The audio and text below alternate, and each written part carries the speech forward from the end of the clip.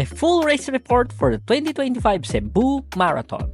This year, I will cover more running events and races as I often include my travels with my running events. More of a racecation experience. I will also start reviewing running shoes starting this 2025 as I do have the experience with running on different kinds and types of running shoes. A quick background about my endurance experience. I've been running since way back 2008 and have more than 15 plus years of running experience, alongside 15 years of triathlon experience. I had finished several marathons, had qualified for the National Milo Marathons already, and a 6-time full Ironman distance triathlon finisher. Now let's move on to the Cebu Marathon 2025 Race Week. Our 10-day racecation in Cebu was awesome, and the Cebu Marathon 2025 is a must-run marathon in my opinion.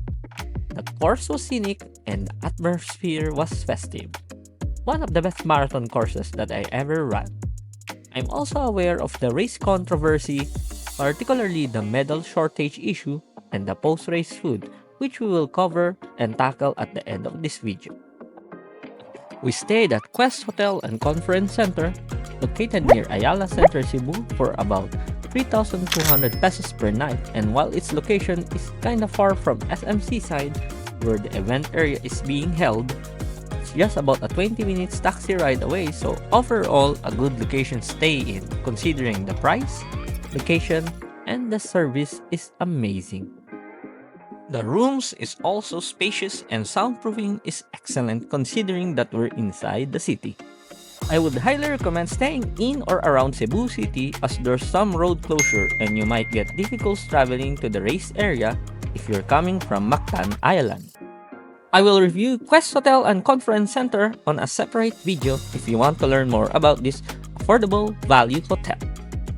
I took a taxi around 11 p.m. to travel to the event area as the gun start for the 42K marathon is 12:30 a.m. and I arrived around 11:30 p.m.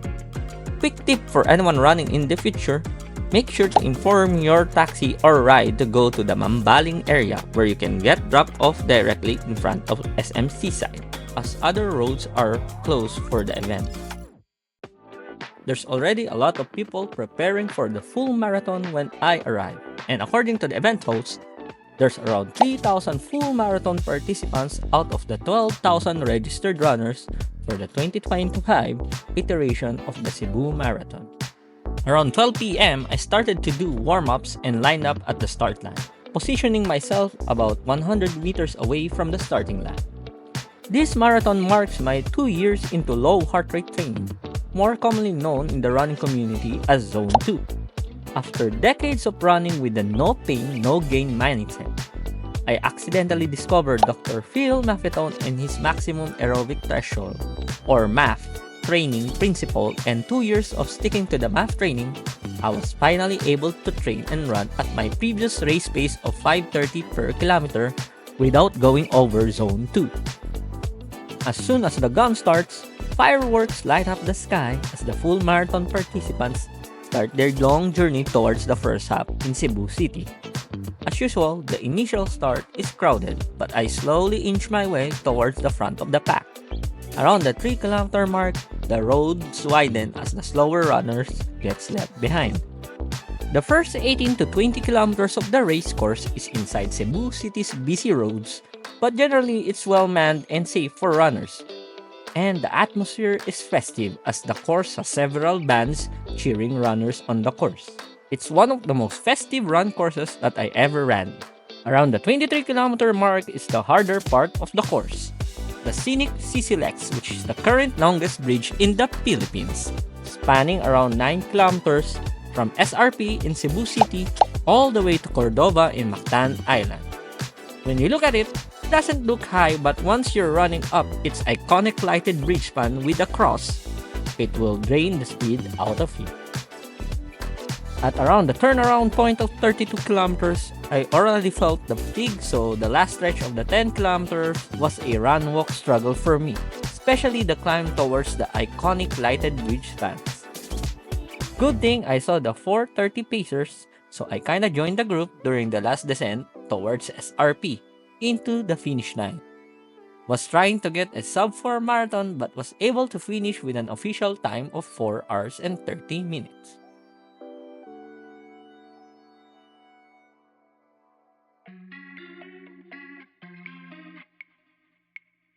Overall, an amazing marathon course here in Cebu. The views are scenic, the atmosphere is festive, and the course is relatively safe, especially the CC Lex part, as the roads are closed exclusively for the marathon runners. I would highly recommend anyone to run Cebu Marathon, especially for veteran runners looking for a scenic and a challenging course. Another plus point to Cebu Marathon is the racecation experience. There are tons of things to do here in Cebu, like me who toured several tourist spots days after the race. While it's one of the biggest races here in the country, there are a lot of things to improve, particularly the post-race experience, as it's just lacking compared to other running events. One of the major issues after the race is that some of the 42-kilometer and 25-kilometer finishers weren't able to get a medal.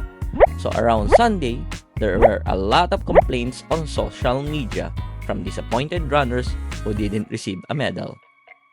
There was one particular post on the Cebu Marathon 2025 Facebook group that caught my attention. An older runner posted that he didn't receive a medal and was so disappointed about this, so I contacted him and gave him my medal, as initially, it seems he really wanted to get a medal for this big achievement of finishing a full marathon. I didn't think it would become a big thing, but I got a lot of praises from other runners on social media and even inspired a couple to donate their medals as well. After a day, there were a couple of videos on Facebook showing the reason why there is a lack of medals. Apparently, other runners from the 12K and 6-kilometer category claimed medals, as the personnel in charge of the medals was unable to control the crowd. Several days later, Cebu Marathon organizers finally released an official statement about giving all 42 and 25-kilometer runners who didn't get a medal, regardless of finish time. In my opinion, this is the best solution for everyone, and I applaud the Cebu Marathon organizers for this move.